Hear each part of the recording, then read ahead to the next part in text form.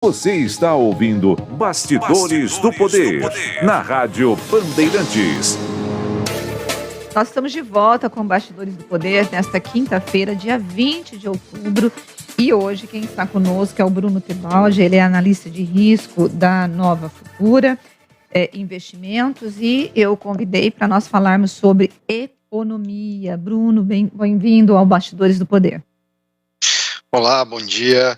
Bom dia, Rose. Bom dia, Edmilson. Estão me ouvindo bem?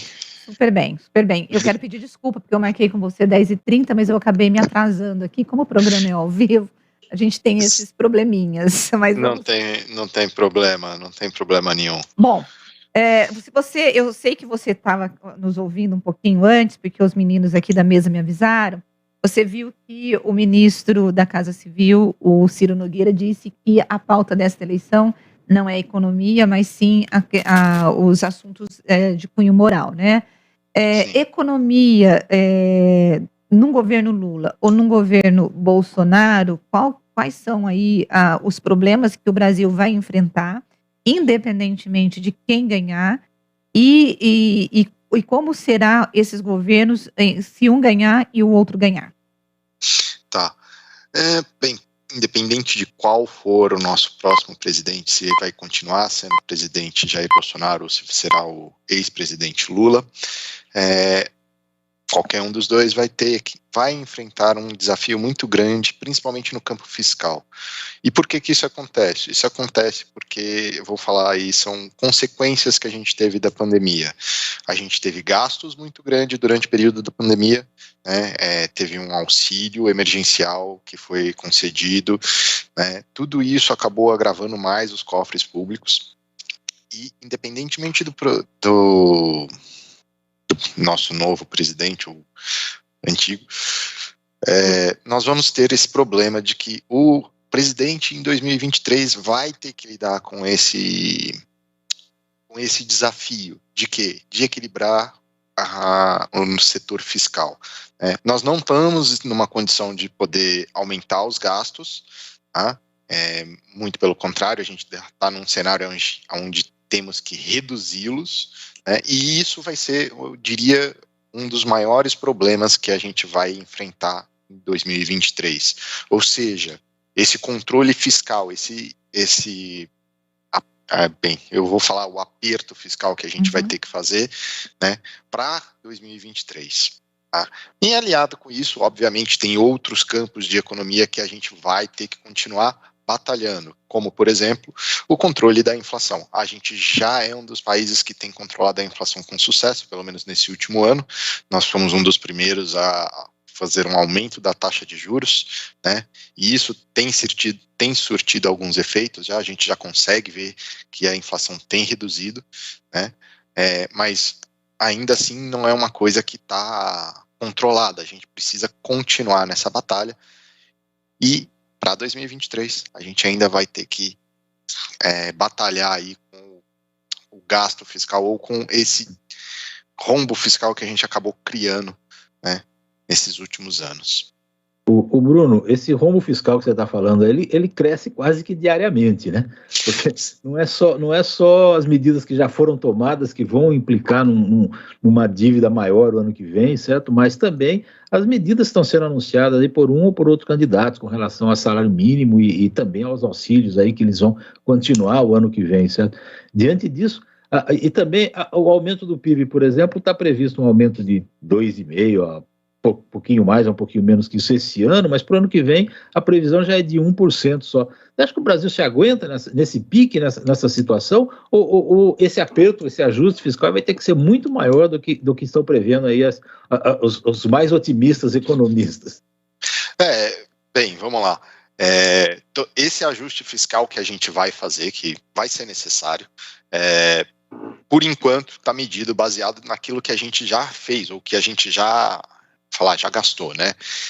Obviamente vai ter um ajuste a mais aí, baseado nas medidas. E que medidas são essas? Por exemplo, aumento do Bolsa Família, o aumento do Auxílio Brasil, a gente vai ter subsídio gás, subsídio Uber, subsídio táxi, etc, etc, etc. Tudo isso impacta. E você está coberto de razão.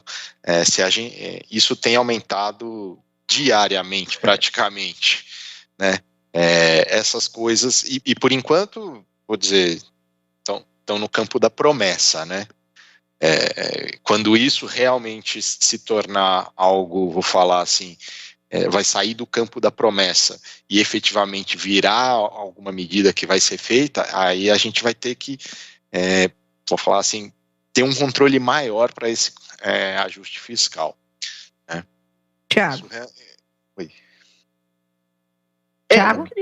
Eu queria entender, por exemplo, existe uma proposta da campanha do ex-presidente Lula de um aumento real do salário mínimo, utilizando o que se utilizava nos governos petistas. Se pega ali o crescimento do país, se eu estou enganado, mas a inflação, e você faz o reajuste.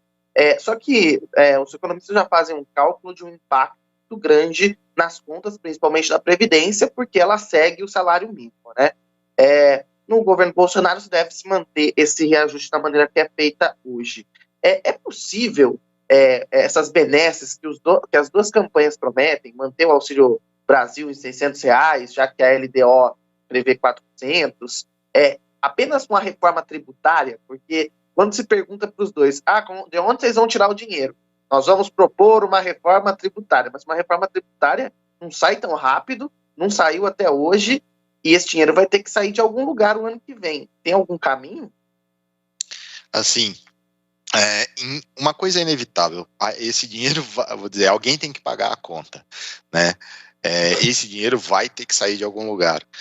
Uma reforma tributária é capaz de fazer de sanar essa necessidade? Pode ser que sim. Pode ser que uma reforma tributária realmente seja capaz de sanar essa necessidade de caixa, né?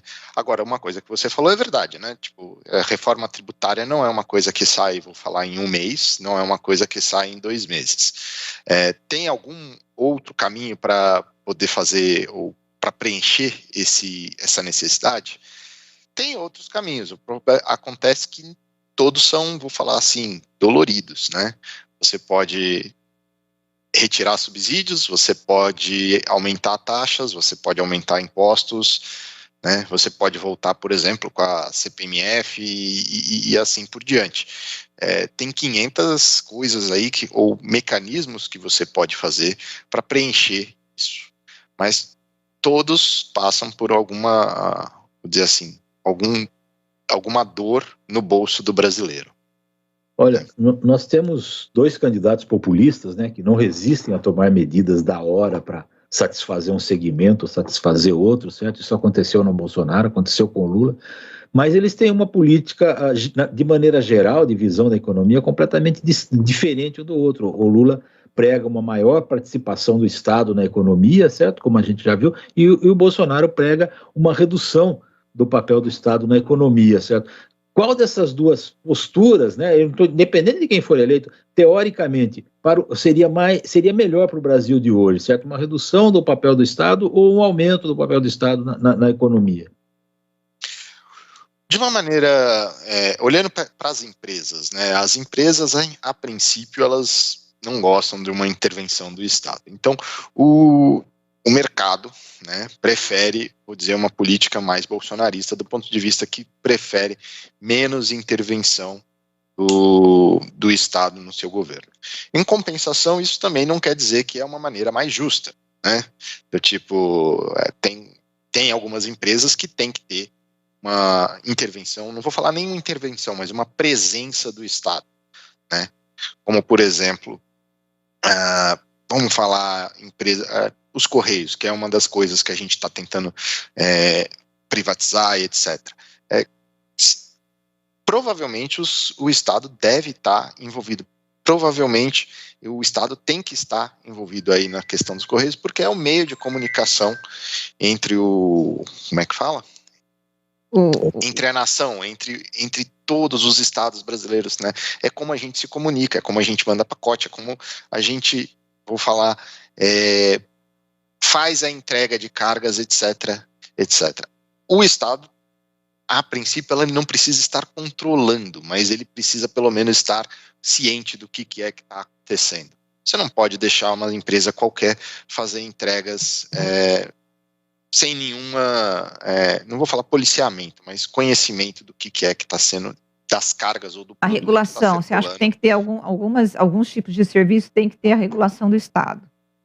Sim, alguns tipos de serviços têm que ter uma regulação do Estado, isso eu realmente acredito. Tá certo. Bom, eu quero... Senão você, desculpa, senão o que acontece? Você acaba criando o que a gente chama em economia de misallocation, você acaba tendo setores com alocações que não são, vou falar assim, que não beneficiam o povo como um todo, e sim somente uma classe específica. Tá certo. Bom, eu quero agradecer o Bruno Tebaldi pela entrevista concedida aqui no Bastidores do Poder. Bruno, muito obrigada, viu? De nada.